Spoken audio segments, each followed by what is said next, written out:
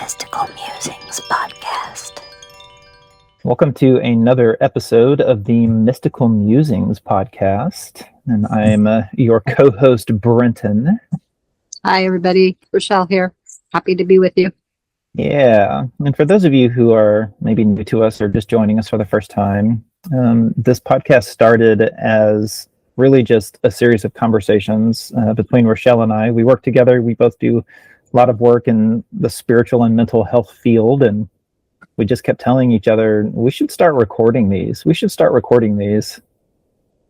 Yeah, it's great. I'm glad we finally did, because we would sit and have conversations for, hour or two, and it just like so much would come up and develop. And for me in particular, there was a lot of richness and a lot of growth and just wanting to share what kind of naturally emerges between the two of us. And hopefully y'all find it valuable. Yeah. And it's kind of cool. I mean, you've got Taurus and Scorpio axis energy going. You've got manifestor and manifesting generator energy going. So yeah, lots of depth and light at the same time. Mm-hmm. But what we try to bring you is basically conversations that are both relevant to what we're experiencing now, but also that are out of the box and on alternative paths to health and healing that hopefully helps you remember that everything that you need is inside of you. Yeah, one thing that I want to say just in brief is sitting, and you probably have had this experience too, Brenton, but sitting in a room with somebody over the years and people from lots of different lifestyles and life experiences, there's trends that happen to lots of people at the same time. And that's sort of part of what is coming up. It's like, oh, there's trends that are happening in the community that people don't necessarily see. So this is another cool way to share that. Yeah, very much. Very much. And I guess speaking of community, that's a good segue. Thanks for that. Yeah. What we really want to talk to you about today is community, spiritual community, and really the way we were kind of thinking about it is community as a spiritual practice, which I think sounds a little bit funny or a little bit interesting right now to think about community as a practice. Sometimes it actually feels more like a chore to me. But yeah, it feels like a relevant thing right now. Yeah, absolutely. On so many levels. And I like the word practice because at least in the Western world, I would say not everybody. Some people have grown up in community, but a lot of people haven't. And we have this sort of support and this enthusiasm for individualism. Like, I can do it all. I can take it all on, right?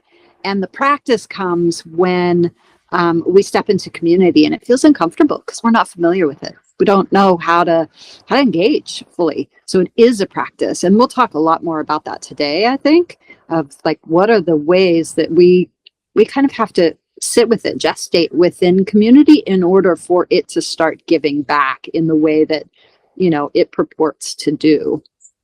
Yeah, and it's ironic, right? Because community is something that's so deeply ingrained into the genetics of being human, let alone being alive on planet Earth. Because I think community is a very planetary kind of quality. But nowadays it's largely about remembering, because like you mentioned, our society it's become so individualized. And so I thought it might be beneficial just to maybe talk about what even is community, because like you mentioned, it is kind of this foreign thing today. Mm-hmm.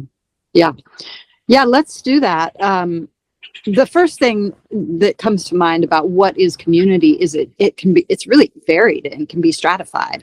And so I think in some regards, talking about community as a spiritual practice is kind of leaning towards the highest end of community, but there's entry-level community as well, right?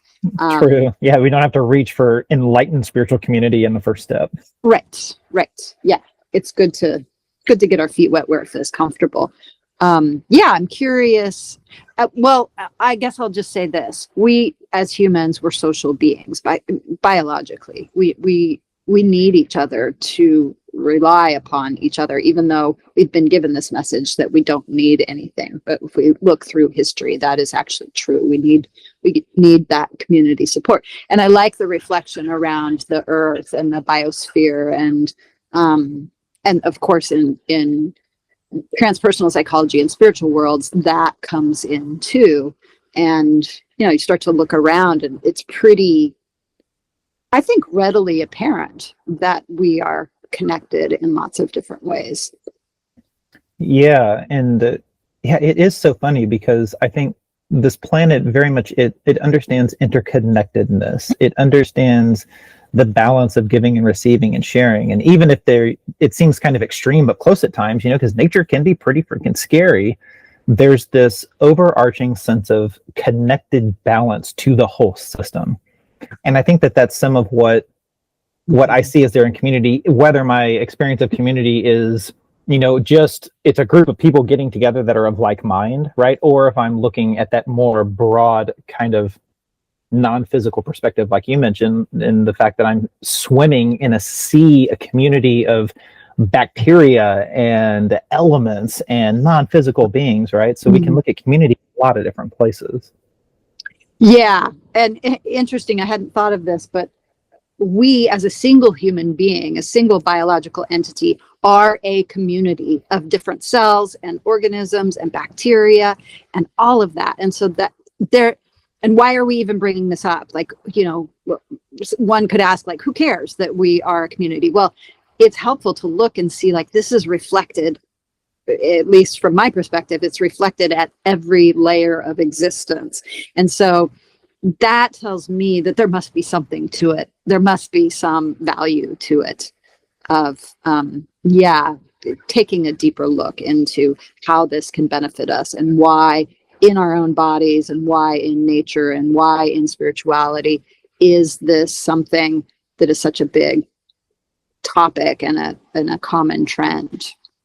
Yeah, and again, it seems like such this kind of basic part of being a human that we all should, or kind of inherently know about, but many of us don't. Right. And I think part of what you're describing that I hear is there's mystical magic in the kind of mundane parts of community, like really just contemplating the fact that my digestive tract is a entire biome in and of itself of community that keeps me alive even beneath my radar. Like, that's magic. That's truly magic to think about. But when we're not present with things like that, it's easy to not only take them for granted, but to just zoom over them and assume we understand it and then miss it constantly. Yeah, I'm struck by just you mentioning that, and like, what are some examples of ways that community shows up in kind of an everyday way, maybe that we don't look at, and maybe some are like, oh yeah, there's a community there, right? I think about parents as a community, and kind of local educational, like a school or something, then there's a community there. A family can be a community. Yeah, a friend group. In some cases, I mean, I very much feel this at CSC, a workplace, especially when there's a common mission, is very much a community endeavor. Yeah, we can only hope to feel community at work. That's one of the things where I think a lot of times that doesn't feel that way. I would say places of learning. So whether it's like you mentioned, a school, but I'm thinking also like from a church to an ashram to a yoga studio, a meditation studio, right? All of those are the places for community. Yeah, I was thinking about yoga too. People, go to a yoga class, and there's kind of a temporary, maybe longer, but a temporary kind of community built. And what is that feeling like when you're actually engaging in a yoga practice with other people? There's maybe a common breath that happens periodically, or there's a group mind think. That's a whole other piece of a very, more subtle layer of community. And even like a band can be a community, right? Ways that we actually move in and out of different communities throughout our life, and throughout our days even. Yeah, and what you described too is that there's different types of community, and there's really no wrong way to practice community.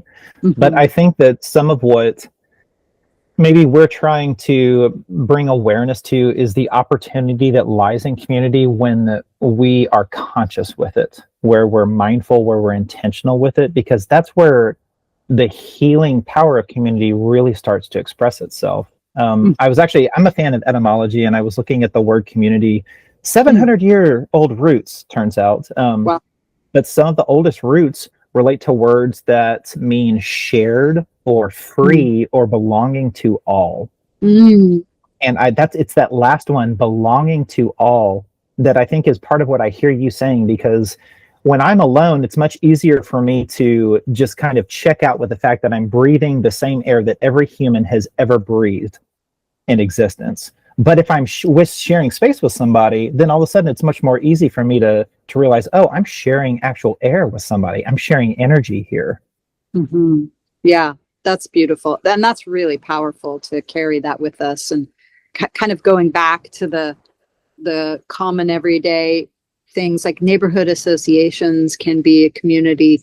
Gardening can be a way to bring community. And it's just like, what is that feeling when we have that realization of like, oh, we have shared air, or we have shared food, or we have shared social connection sitting around the fire? That's probably older than 700 years. And while, the etymology of the word is that old, the actual practice of it is probably thousands of years old, right? Coming around a heat and light source. That's pretty powerful stuff. Pretty into our DNA.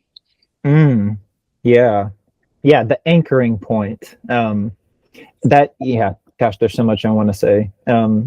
Quick note, I think there's evidence that humans have been gathering around the fire for 1 million years. Wow. So yeah, crazy. But it just goes to show, right? That's how deeply steeped in gathering and communal support humans are.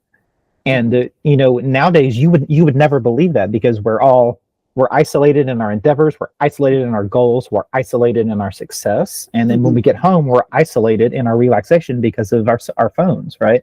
So we really have to remember and relearn some of these things, but it's challenging to overcome that inertia of individualism. It's like I'm resistant to it. Right? Yeah, totally. I mean, yes, I want to go there, but I want to say this one piece first, which is like, in some ways, there's unconscious communities that we don't take note of, which is like, we go to a grocery store to buy our foods, most of us. There's a whole community, a whole system of like grocers, people who tend to the food in the grocery store and sell it. And then there's distributors who bring the food to the grocery store. And then there's the farmers who bring, who create the food. That's all community. It's just that we don't see it like that, and that's at all levels of our existence, really. And so bringing our mind into those pieces of awareness is really helpful. And we'll go into even more esoteric connections to that, of like, oh yeah, I'm eating this orange and it's connected to sunshine. Wow. Okay, cool. Yeah, I remember the first time I experienced something like that was with the raisin mindfulness experience. To really think about how many people have been a part of just getting this tiny little mindless morsel of snack in my hand is incredible. It's truly incredible. And I know that we've talked about this a lot, but the bigger our society gets and the more we become consumed with that fire of expansion and greed, it's like capitalism starts to take over and that distance starts to increase. And that's what I hear you saying. There's a distance between the food, between us and our food even, but then between us and who grows our food, who brought our food to us, who prepared our food, right? All of these breakdowns in the community system. Yeah, there's a conscious disconnection. And so while it's an unconscious community, we're not actually benefiting from it in the fullest way. Even though it still exists, it's operating on some level of community, right? But we're not seeing it, we're not engaging, we're not making heart connections with any of these threads. And so we don't have as much benefit from that. The heart. Yeah. Makes me wonder, can there really be community without heart? Does it just become a group of people united in desire? And does that even really make for community? Yeah, I think when I sit in circle, I often think about, I could use either metaphor, but I would say a heart at the center of the circle with a pulsation. I could also use the sun as, at the center where there's a radiating light that touches everybody. Yeah, and I like working with that. Even if it feels like disjointed and confusing and scary and like, I don't know these people and what's going to be revealed to me. These are a lot of the fears that come up when we really start to consciously check into community. If I bring that into my awareness of that there's actually a center point in community, and I tune into that center point and I start to feed it just in my mind, just energetically, then there tends to be more of a rhythm. There tends to be more of an opening. Yeah, it's the difference between a circle and a triangle. And that's what I hear you describing. It's like that radiant kind of model. That really is community. It's a willingness to connect in this place that's not better or less than. And I think so often we're told today that to be in a group means there's a hierarchy, right? There's a person who's an expert, who's better than, who has more that I need, and it puts us in this kind of imbalance of seeking more outside of ourselves. And it's, there's kind of this irony there, because I mentioned it, I think, at the beginning of this episode, that part of what we want to do at Creative Spirit is to remind you that you don't need to strive for something outside of yourself or balance. At the same point, right, we do need things outside of ourselves too. So it's not like there's this kind of blanket statement there. We need food, we need air, we need water, we need people. Yeah. It's interesting. I'm going to go way far out, so hopefully you can all track with me here, but I don't see community as outside of ourselves. We talked about community being in our own body, and it feels like there's this wellspring, I don't know, this torus, kind of phenomena where it's like it goes out and comes back in and goes out and comes back in and goes out and comes back in. And I think this idea that community is not a part of us is where there is some of the challenge, right? And it's so easy to get into that mindset. I have it myself, and I can see the benefit of this, but I'm like, I think maybe it's helpful to talk about the fears and the obstacles that come up, because I've seen this in myself. I've seen it in my community, and it's okay to say, like, sometimes you need to step back and give yourself some space from community. But fatigue is one that comes up almost universally. I don't have the time and space and energy to be a part of community. And what that statement says to me, and what it's a reflection of, is that we actually haven't been in community long enough to see that the energy will come back. It does recycle. There are moments when if we're in a healthy enough and large enough community, when we have generative energy and we're giving it out, somebody else is receiving it. And then when we need to step back, somebody else has the generative energy and we're receiving it.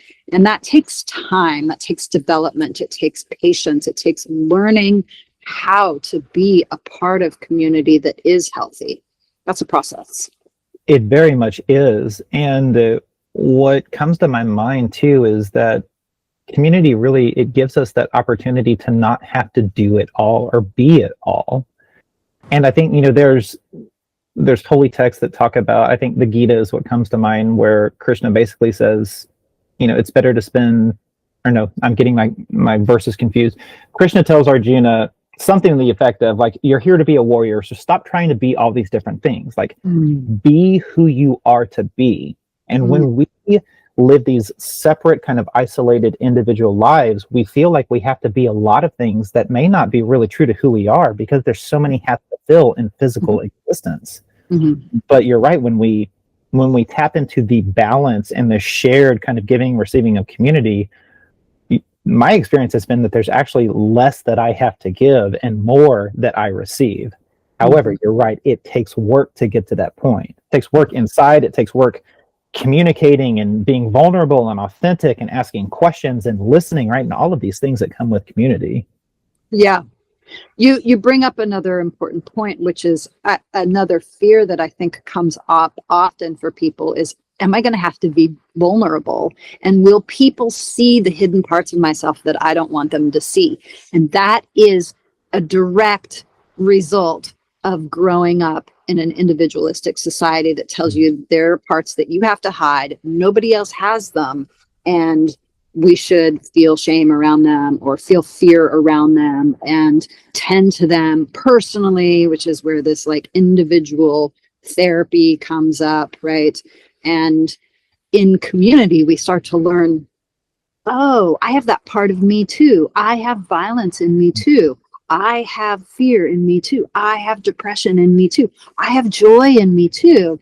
And we can start to see that, again, there's all parts of us here.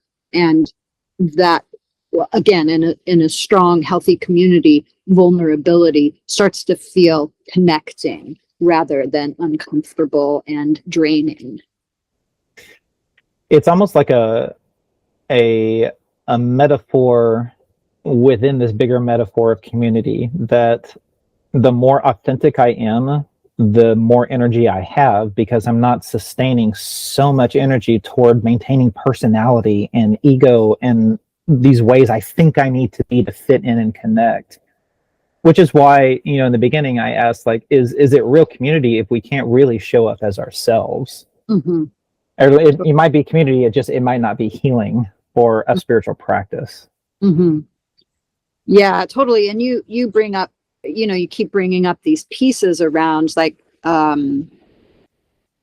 authentic selves. And in smaller communities, it may be hard to fill out the whole in terms of authentic selves. But I think if we were in these multiple rings of community, the largest of which would be, we'll call it society for right now. We know that it goes beyond that into the environment and beyond that into spirit. But then all the roles, so to speak, or all the identities, they take up an important place in community, right? Whereas from this individual perspective, like you were saying, it's like, I felt this, trying to run the business of CSC. It's like, I have to wear all these different hats and do all this stuff. And I just like, exhaust myself. And it's like, oh,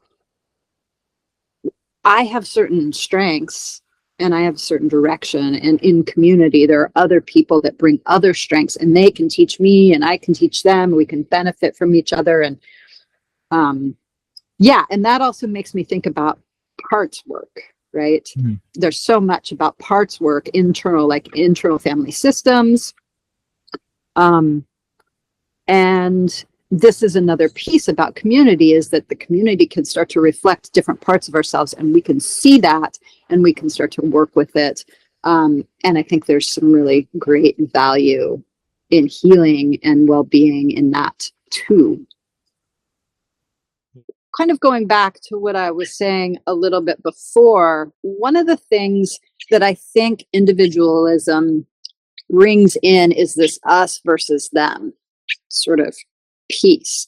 And that's where a lot of violence and isolation and all these things start, in ostracization and lack of understanding. And when we're in community, there is kind of a requirement of like, we got to work our shit out, And I think there's some pieces that when we're in community, this is part of the fear that comes up. We have to start to entertain our whole humanity, right? We can't, I think a lot of times, like in an individualist society, here we are, and it's like, I can look out there and point at that person and say, you're violent, and the spiritual practices talk about this all the time. And it's like, I have the seeds of violence inside of me. I have to acknowledge that. Or, I look it out and I'm like, oh, that person is so greedy. And in community, in close community, I can see again, the rhythm, the flow of like give and take. And I can see those seeds of greed in me, or whatever it is. I can see those seeds of generosity in me as well. And so community is a better reflection for what I call our whole humanity, right? It's like it's harder to kind of like put things in the basement, so to speak, or lock them away or disidentify with them when we're in community. You know, it's like, oh, there's things that we really have to look at. And while that may be scary and uncomfortable and take energy at first, overall, we are just more whole beings. I don't know any other way to say it. Yeah, I feel that very much. And you know, I think the internet and social media tend to propagate that kind of distance because they keep us out of our hearts. It's easier to stay in my head and in my brow and kind of be untethered. But when I share space with somebody, it's much harder to be out of my heart. It's harder to be ungrounded because I'm actually sharing space. And so you're right. Like, I can look at large groups of people and just hurl a bunch of insults and decry all the reasons that we're separate. But as soon as I share space with somebody, it's harder to deny that there's a human in front of me, that we're breathing the same air, that, you know, this person likely has experiences that I could stand to receive and learn from. Right? And all of that changes if I'm willing to be with somebody. And I think that that's one of those factors that maybe keeps us from community, is it forces us to be present. It forces us to be present with our own limitations, our own self-judgments, our own kind of walls and barriers, you know, that inevitably come up and are triggered by people, because that's what people do. They reflect. Yeah. Yeah, you really hit an important point there, you know, a sweet spot, so to speak, of like when we're in presence with somebody, it's harder to identify them as a label or an object or a, you know, something that is outside of us. If we're present for somebody's humanity and their suffering and their joy, it's just, there's more opening and it's harder to separate them out. Politics, maybe they're still relevant, but they become less relevant when we're like, oh, this person, right? Everybody needs love. Nobody wants to suffer. Everybody has fear. Those are pretty universal things. And when we come into community, those are the things that we start to recognize and tap into and see, like, oh, this person that is 100% different than me. Well, I don't agree with their ideology, right? But I don't want somebody to suffer, you know? And so, yeah, coming from the head versus into the heart, that's a really important piece with community for sure. Yeah, and I mean, every spiritual master that I can think of that I've studied from any world faith has basically said the same thing, and it's that what we do to others, we do to ourselves. That what you do to the least, you know, of these, you do to the most and the highest. And so, and I think there's that kind of, you know, even the way that we look at these kind of Eastern terms in a westernized way, we look at karma as something that's kind of outside of us. And if I do something bad now, then in the future something else is going to bad and happen to me. And that's not how it works. It's that you leave a piece of your soul behind, or you break a chip of your heart away every time that you choose to do something that separates you. And it's like that shit is what starts to add up, so that, you know, 10 years from now, there's 5,000 pieces of your soul laying in waste, you know, along your path and your choices. And then you get to this point and something bad happens and you say, why? And it's not this one thing. It's because community is this earth, this patient, this long-term kind of unfolding. And it requires responsibility. That's the other thing that I heard you say. It requires the responsibility to show up, to respond to my own shit, so that I'm not triggered by other people's stuff when it inevitably comes up too, because they're also humans, you know? Yeah. Yeah. I love that piece, that it's like when you act discordant from your heart in community, you're going to feel that more. And that's part of the reason why there's so much fear around community, because we didn't learn how to work with that, you know? And it can be really scary, but on the flip side, it can be incredibly powerful to start to open that up and work with it and receive the benefits of that.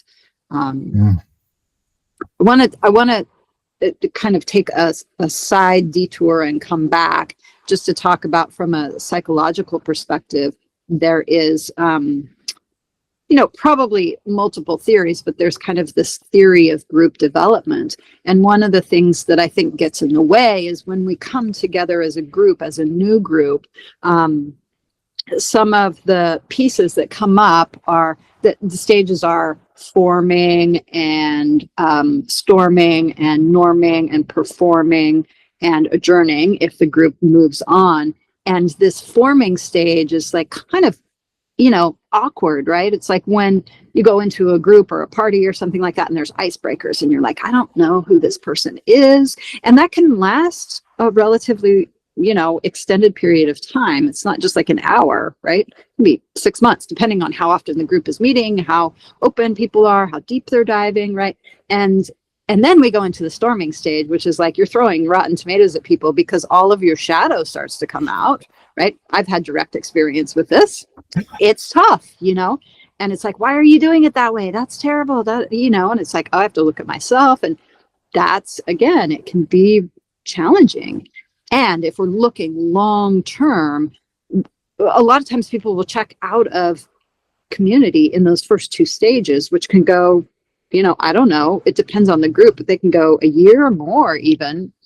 And people say, okay, well, that's it. That's what group is. It's this awkward, shadowy, difficult thing. And it's like, okay, well, if you're with a group, a community some of us don't even have the opportunity. Some people have been in community for multiple generations. I can't even imagine what the cohesion of that feels like. We, as a descendant of settler colonizers, it's not something that I just don't have in my experience, right? But it's like, we get past the forming awkward, we get past the storming, we're working with our own shadows, we're seeing all of our parts reflected in the group. Then we get to norming, which is like, okay, things are smoothing out, we're coming to some agreements, but it's also still not like awesome, it's good, and we're starting to get some mutual benefits. And then we get to performing, which is where really starts to set in. And for groups that have been together for a long period of time and they're doing deep work together, that's where we really start to get the big magic. And I say that not to discourage people, but to, there's lots of quick, this goes along with individualism too, of like quick solutions. Let's get it done. And I think when we're looking at the evolution of humanity and of Earth and of community, it takes time. And we have to be patient with the evolution. Gosh. I mean, among the myriad truth that you just laid on us, what really stands out for me is what you mentioned at the very end, that, in a time of quick fixes and short attention spans, what we're describing is a long unfolding in many ways. And it's not to say that we have to stick with a singular community our entire lives. I think some people become trapped by the family community because they feel a sense of obligation. But beyond all of that, we grow like trees. And so I think it's unfair for us to expect ourselves, especially if we don't have a lot of experience with community, but even if we do, to just walk into new groups and expect to be liked, to be connected, to be at ease, to be vulnerable and authentic. It's like the less practice we have with all of those, it's like it's exponentially more challenging to just show up that way. And speaking from somebody who's had extensive practice doing all of those in public and group settings, it's still so challenging for me to do at times.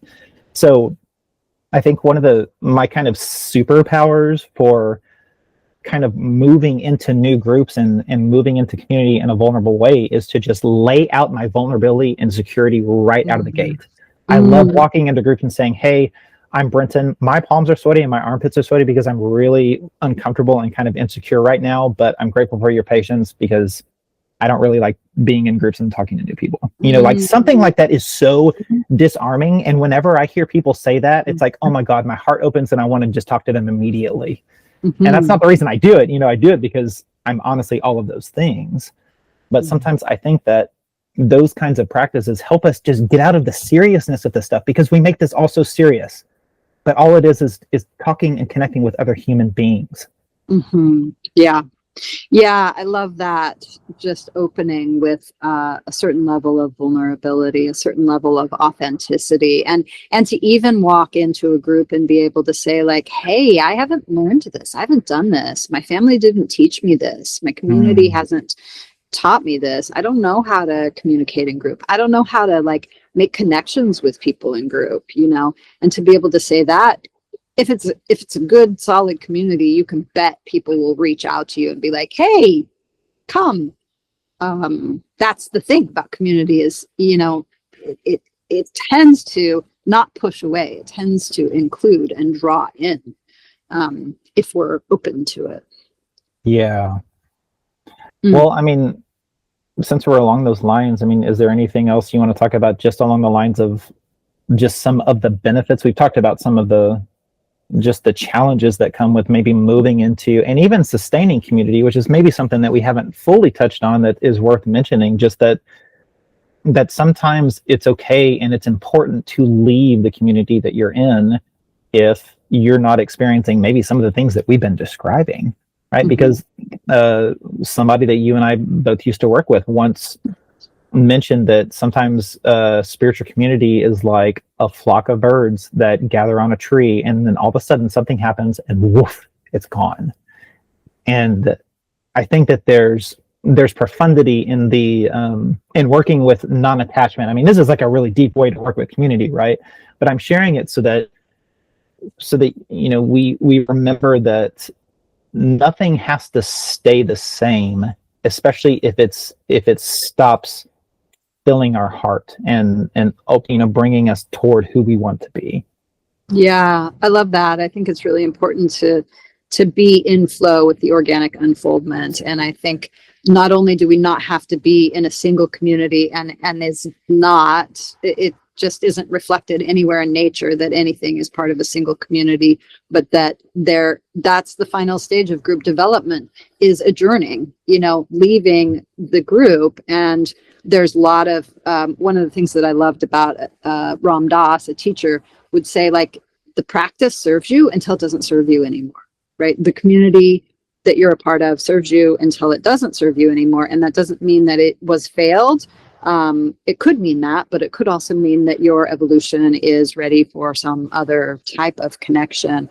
And so it is a very much a living, breathing, alive, dynamic, changing thing, just like everything else in life.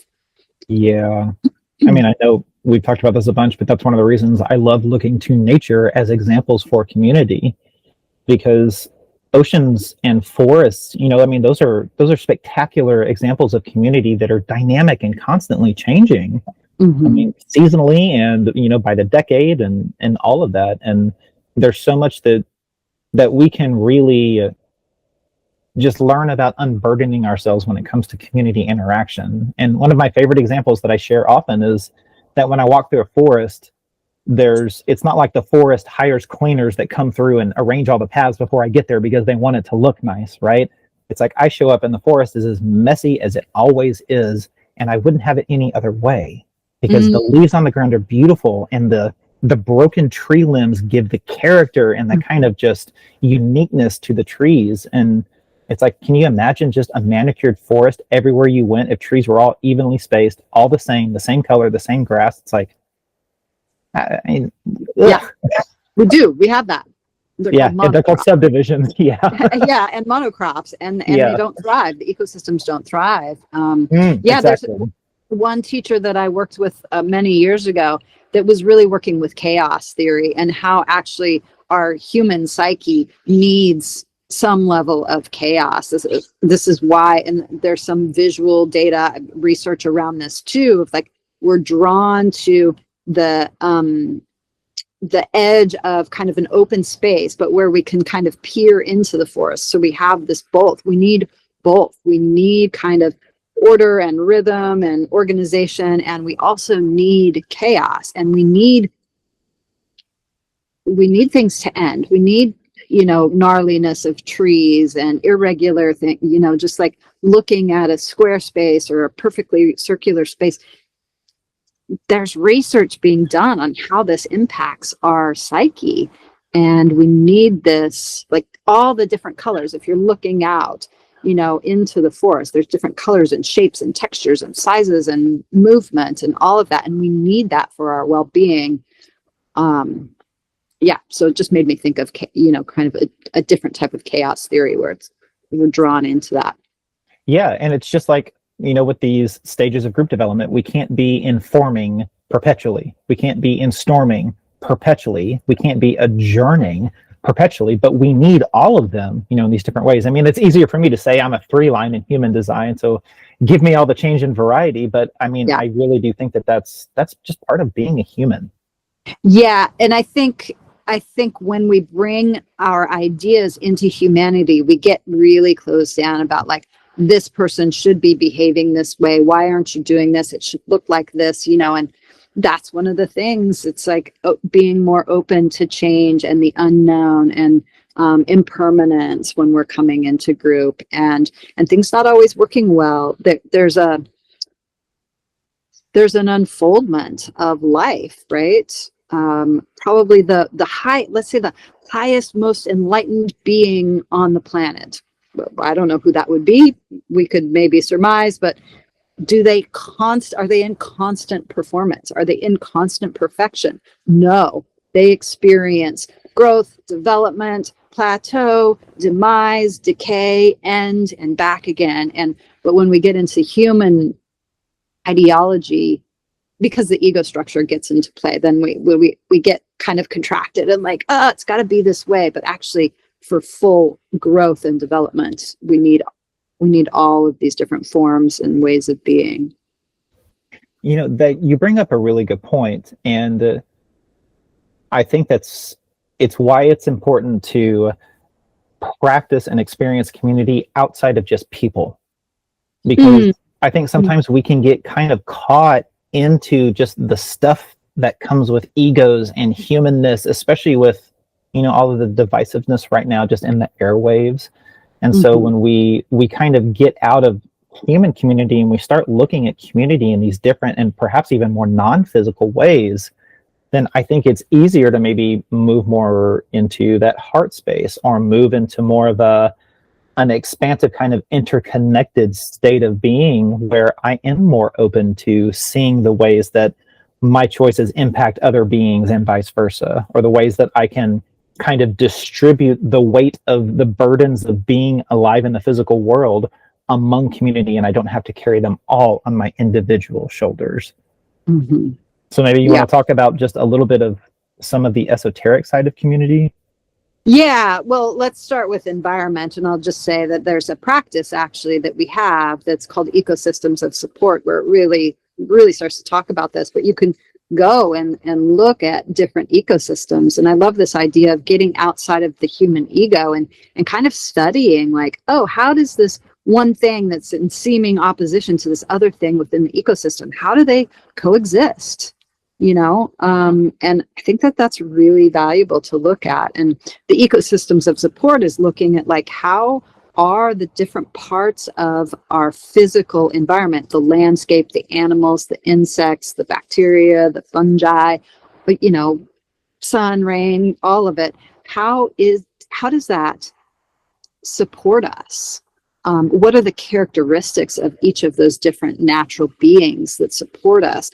How am I part of that ecosystem? So that's another way to get fatigued with human community, or if you want a broader perspective, you're working with something difficult, that's a really cool way to reflect on that. I'm wondering if you have more about the environment, and then we can even go bigger than that in terms of community. I don't think so, not more than what I've already shared, just about the reflection opportunity that comes with being immersed in communities in the natural world, like non-human communities, the communities between birds and squirrels and trees, or between fungal networks and roots that turn out to be an entire forest. It's like, I mean, turn on Planet Earth, or a nature documentary, but hold in mind, I am watching something about community. I'm watching a documentary about community and see what kind of pops out. Yeah, that's cool. And I'll just kind of cycle back to you. You do a lot of work on elements, and there's another kind of community, a really basic roots community, right? And you're working with that all the time. It's an environmental, natural part of the landscape community. Which can, just speaking of elements, we can take that environmental kind of elemental configuration and mirror it in the body and look at the ways that, there's an elemental community inside of my mind, inside of my consciousness and my emotions in my body as well, that can be balanced and maintained if there's this kind of authentic giving and receiving. But it can become imbalanced just like normal community can too. So yeah, very much so. Yeah, cool. Yeah, so we were talking about this earlier before we started this talk.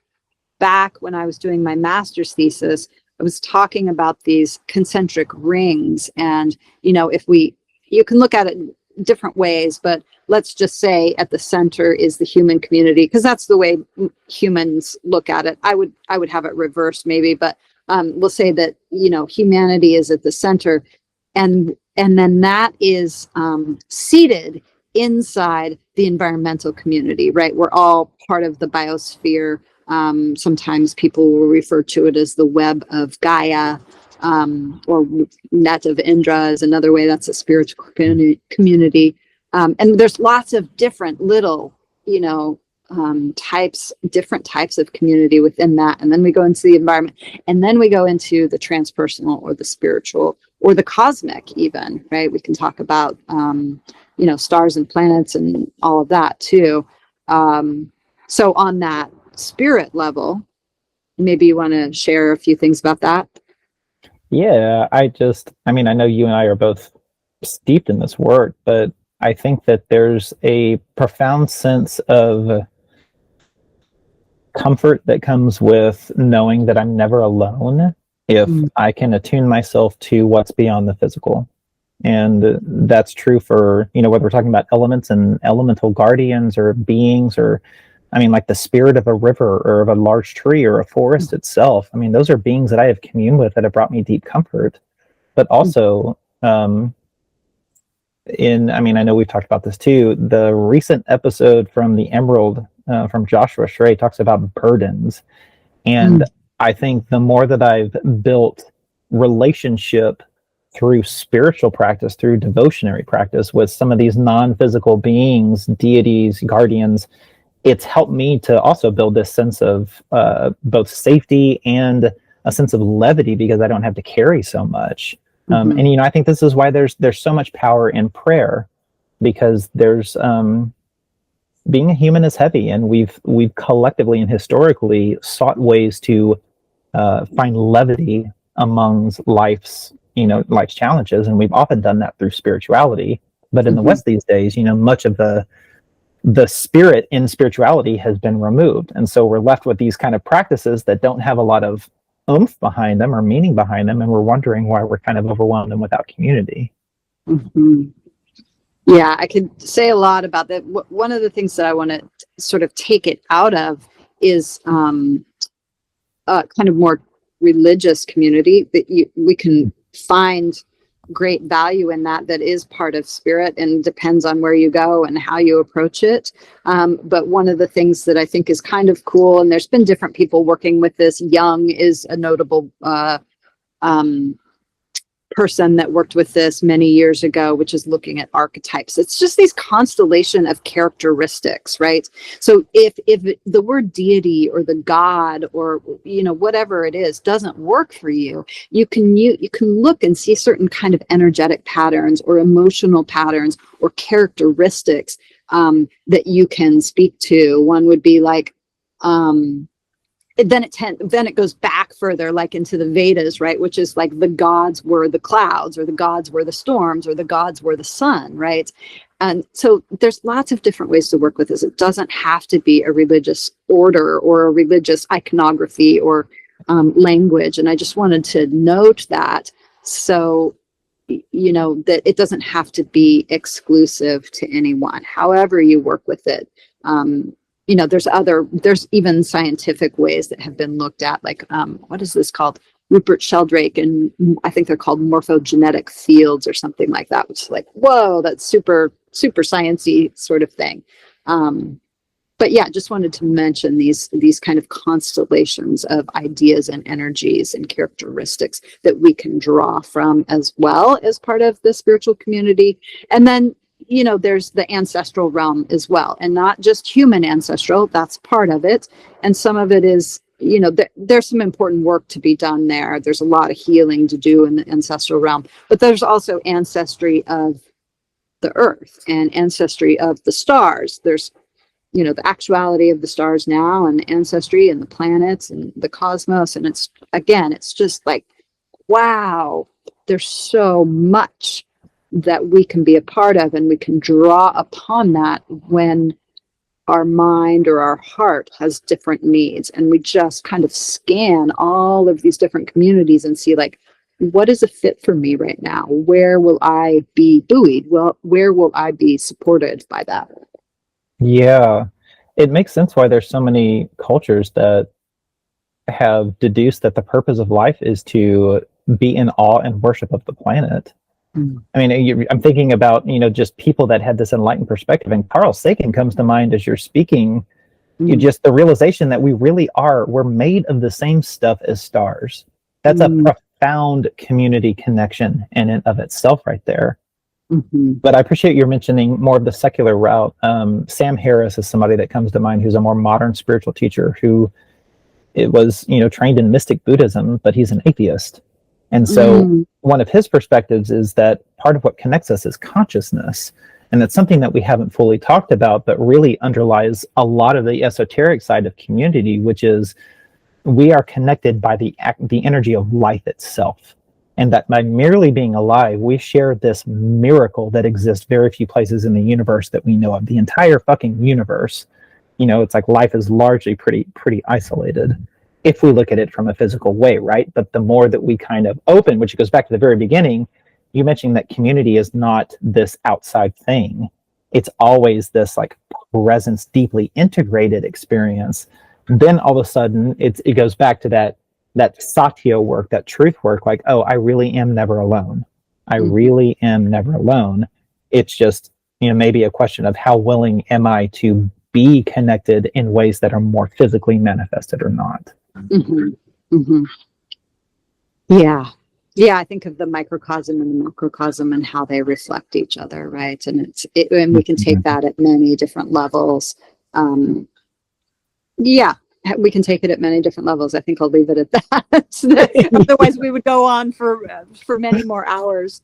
I want to kind of cycle back to this piece around like what. I want to be really kind of concrete about naming what's the point? What's the benefit? Why are we even really advocating this? Because we've talked about the challenges, right? And so it's like, yeah, what do we get out of it? What do I get out of it? Yeah.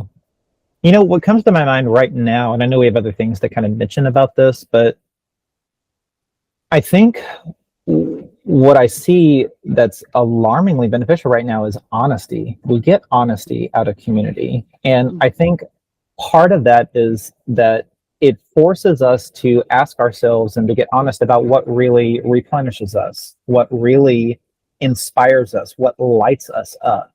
And I'm a very, kind of alone person. I like my quiet, I like space, I like mountaintop energy. Yeah. However, if I don't have community connection, I start to just kind of like break down and get in these weird loops in myself and whatnot, And so it's like, when I am with community, I get the reflection of both the things that I'm insecure about that people help me see that it's not that big a deal, but also I'm reflected of the light that's inside of me, of who I can be. And it's like there's this kind of uplifting and pulling me out of myself that happens in community that I don't get if I'm by myself, period. Mm-hmm. Yeah. Yeah, I'm glad you mentioned that. I think there are parts of our evolution that we can't get in isolation. And there's aspects on both sides, the shadow aspect and the light aspects, that if we aren't acknowledging or conscious of those pieces in community, we just won't evolve in those ways. And that's, super valuable. I know, yeah. I want to name a few of the pieces. I think we've been talking about it all along, but just to make it really concrete, a big piece around community, and this is pretty well known, is the potential for support, right? Support emotionally, support physically, support spiritually. I think that there's this idea of, or this potential for like shared, tenderness, shared empathy, shared compassion, gratitude, I think can often emerge. A feeling seen and heard, and seeing and hearing too is also really valuable. There's maybe not enough to be said about what it's like to actually see and hear another being, that's a giving that we benefit from, and we can't do that if we're not in community. And also I think that some people really are, what they benefit most from in especially conscious community is space, the opportunity to hold space and to be received with space, because so many of us especially grew up in places where there wasn't a lot of space, there wasn't a lot of mindfulness, there wasn't a lot of listening in particular. And so to be heard and to be seen as myself, sometimes that's really challenging to get with family or with close relationships, people that you've known a long time. And so new community in particular, you get to show up and be whoever you want, and maybe be yourself for the first time in ways that the inertia of your previous communities have not really given you the freedom to do. Yeah, I love that. It's like this opportunity to unwind parts of ourselves that maybe our limited community of family suppressed, for example. And we get to start to open those and feel into those and extend ourselves a little bit more. And one of the things that I always talk about, and this is true as working as a therapist in just an environmental community with another human client, but it's also really true in like group work, is that there's so much shared wisdom. Even if we haven't been taught a lot of these things, when we drop into our heart as a community, that's dropping into spirit, that's dropping into source, that's dropping into, the history of the planet and the sun and all of that. And that starts to come out. And that is so magical. It's just, I think people even surprise themselves, and there's a kindling, right? The evolution of the group happens at a different rate than it does in isolation, because we're exposed to the light source of other beings. We're exposed to the ideas of other beings. There's this exponential evolution that's possible. Yeah. I mean, it's literally many hands make light work, and not just light as in levity, but like light as in bright work. Yeah, definitely. Yeah. I once learned that individuality is best fulfilled through unity. And it's kind of what we talked about earlier, but that if I'm not ever in community, then the gift that I have to offer may never activate. They may never come forth. And that's like, it really what we're talking about is greed. We're talking about hoarding, right? Wow. Which is like keeping it all for me. Yeah, actually, I've felt that recently, is this, as I step more and more into community, I can see with more clarity around what my gifts are, and have a space to offer, and again, to grow into that. Yeah, that's really potent. I'm really glad that you spoke that. Yeah, that's powerful. Yeah, it's the difference between being sacred selfishness and like small selfishness. Mm-hmm. It was one of the ways I remember learning about it and practicing it in my school of metaphysics days. Mm-hmm. And I think that's one of my favorite ways that I learned to be in community too. And this is another one of those like little secret superpowers for anybody that, you know, struggles being in new groups or in community like that, is to serve, to look for a way to serve. One of my favorite things to do in potlucks, because potlucks used to be so uncomfortable and frustrating for me, just going around a bunch of people and just sitting there eating awkwardly in silence, you know, but volunteering to do dishes and to help clean is like one of the greatest ways I learned to meet people, because you just have to sit, you know, with your hands in hot water. You can't really go anywhere. You're like rubbing elbows and shoulders with somebody who's rinsing while you wash, and there's nothing to do but talk and be present with each other. And the larger the group that you're cooking and cleaning for, the more time you have for that kind of thing too. So the opportunity to, I guess, to give with other people sometimes takes the pressure off needing to figure out how to give and receive between myself and a group, if that makes sense. Yeah, that's beautiful. And I would say that when being able to serve even just a little bit in group, like you're talking about, like washing dishes for a potluck, what's reflected back is gratitude and appreciation. It brings up this energy in yourself. Like the service is a gift, not to the community, not only to the community, but also to yourself. That you'll see your own light in other people's eyes when you serve in that way. And it really is pretty small effort, you know, and that's super cool. And these are some of the magic pieces that happen, that the intangibles that even are hard to quantify sometimes, but that's a good one. I like that a lot. Yeah, for sure. I guess something else I do want to mention just about being in community is that, especially for people that are maybe looking for community, whether they don't have any and they're looking to, you know, move into community, or you're looking to deepen community that you already have, is to remember that just energy goes where attention flows. And so sometimes the best thing for me to do when I want to foster community is to turn off the news, to turn off social media, to turn off the energy in the airwaves that are trying to talk about how community is, you know, not what we need, and how, you know, the divisiveness and all of that. And sometimes just like turning that off is enough for me to remember some of those more subtle communities that we talk about. And it actually inspires me to connect with people, because I'm not filling my mind with the reasons and ways why people are different than me, or why I need to be separate from these people because they believe differently, or, you know, whatever. Mm-hmm. Yeah, that's a really good point. And it brings me back to this idea that it's all in flow, right? And there is a lot of divisiveness and a lot of separation in technology today. It doesn't always have to be like that, but because the society has kind of been built like that, technology reflects that, right? And here we're trying to use, and I think other people are doing it too, for sure, trying to use technology as a way of connecting, and just, yeah, being aware of when it's like a kind of turning off and turning away. Even though social media is supposed to be about connection, usually it's not. I don't know what the stats are. I think it's really high of when people go to social media and how bad they feel about themselves, or how disconnected they feel, right?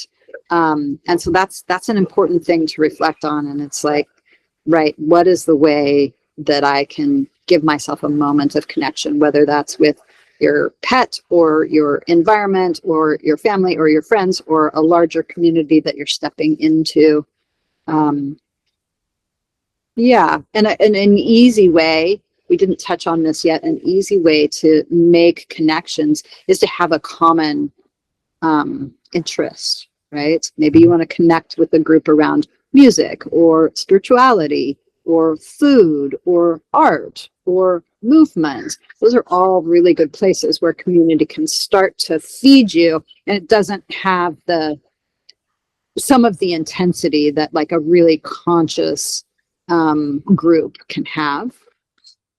And for those that are ready for maybe more of that deeper intentional work, I do think that there are groups out there, I mean, I know because we facilitate them, that allow you to show up and not feel like you have to share or not feel like you have to perform. You know, it's like there's groups of people that allow you to just show up and be and listen and receive and not say anything at all and then leave, you know, and that's a perfectly okay thing to do too. Because I think that when we associate community with things like happy hour, it's like, okay, to be in community, I have to be this fun-loving extrovert, and that's not what community is, right? It's like trees don't go out and get hammered. That's not that energy. And so it's helpful to kind of rewire our brains about what to even expect in community too. Yeah. And I'm glad you said that. That cycles back to this idea that there's a rhythm to community, and we have to really take some time to experience it to get to that point where we're seeing the rhythm. If there's an ebb and a flow, there's literally a giving and receiving that is reciprocal in all the beings at different times, right?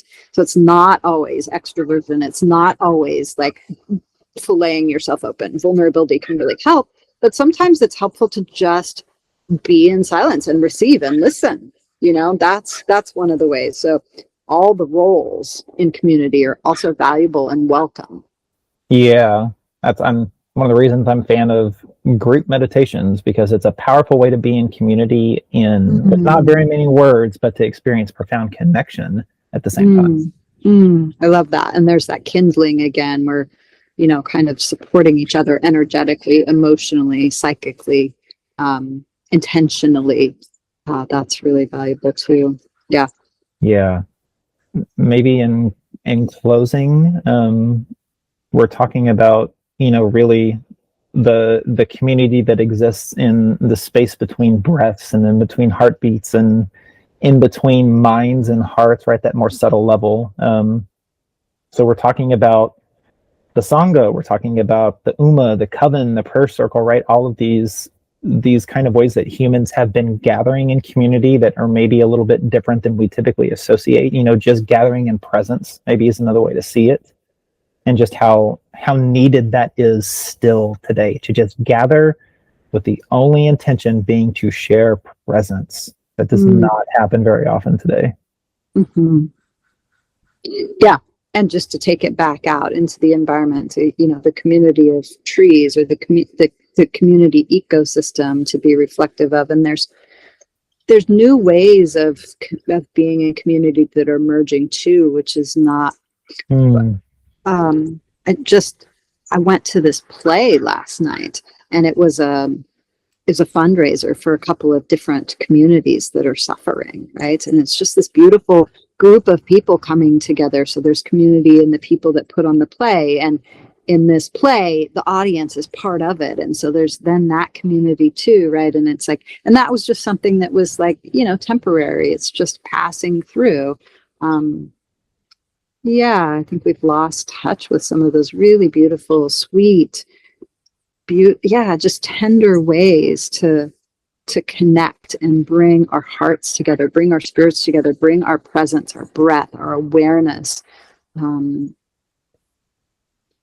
sometimes it's even just sitting together in silence, like you suggested, in meditation, song, dance, sunshine, snow. You know, there are these different experiences that kind of bind us together. These simple ways for us to come together in community. Yeah, the simplicity part. I feel like that's kind of what's just we're ready for, kind of collectively. And I think that one of those things that can happen too in community is bartering, which takes the pressure off of capitalism and the need to work and slave ourselves into these things that we don't want to do, that kill our soul. If we continue to cultivate communities in the ways that we're talking about today, then part of the exchange that happens is our physical needs in ways that don't involve the middleman with money and all of the things that governments and billionaires do with it. Mm-hmm. We free ourselves into just trading what we have to give and receiving what we need. And that happens emotionally, it happens mentally, spiritually, but it can happen physically too, which is the way that we used to have communities. Yeah. Yeah. You bring up a really important point. We're kind of at a crazy inflection point in history where, you know, this idea of individualism is breaking down. I mean, you look at the cost of living, you look at you look at inflation and the cost of groceries, you look at, you know, just like the way the healthcare system is working, and the forces, at least when I look at it, is like it's pushing us together. You see more and more families living together. You see more and more people, you know, multiple generations relying on each other for support now. And I think that's a really, I mean, I wish I could say, you know, I'm altruistic and like, oh, this is, in some ways, the reason we're having this conversation is because I'm seeing that movement, the need for that in our existence, right? Thich Nhat Hanh spoke before his death about Sangha, community, spiritual community, but community in general being the next Buddha. What does that mean in non-Buddhist terms? For me, what that means is that community is going to be the place where we evolve. Community is going to be the point of light. It's going to be the place where our heart opens. It's going to be the place where, we evolve and grow and get support. That's what that means to me. I don't know if you have any final thoughts about that. I mean, it's so beautiful. Yeah, the time for the individual savior is past. It's time for the collective kind of recognition of our interconnected responsibility to save each other. And that's what we're reaching for really at the highest level. I mean, and we can figure it out planetarily, you know, we can go out from there, but we've got a lot of work to get to that point. Yeah. But I think it starts with conversations like this, you know? Yeah. Beautiful. Thank you. Yeah, absolutely. Well, I guess speaking of community, for anybody that is listening and is maybe seeking some new ideas or some new maybe ways to practice community, we have some opportunities. And while we do offer, you know, through Creative Spirit Collaborative workshops and retreats and things like that on the West Coast, we have a virtual community that we're building online. And we primarily are based in Patreon. And so on our free membership on Patreon, we have all kinds of opportunities for you to continue your own healing journey and practice. And in our collaborative tier, we actually have study groups that meet monthly for some of these topics that we've talked about. So I do think it's important that we mention that because we really want to cultivate community with you wherever you are. And we want that to be a global thing. We want more and more people to be talking about these things, to be practicing and living these things, and to be forming communities of your own wherever you are. And so until then, we would love you to join our virtual community that we're building at patreon.com/c/creative spirit collaborative. It's a mouthful, but there are links, you know, wherever we are and wherever you're listening to this podcast, you'll be able to find us there. Wonderful. Thank you. Yeah. Well, thanks to everybody who's listening, and we will catch you for the next episode of Mystical Musings. Take care.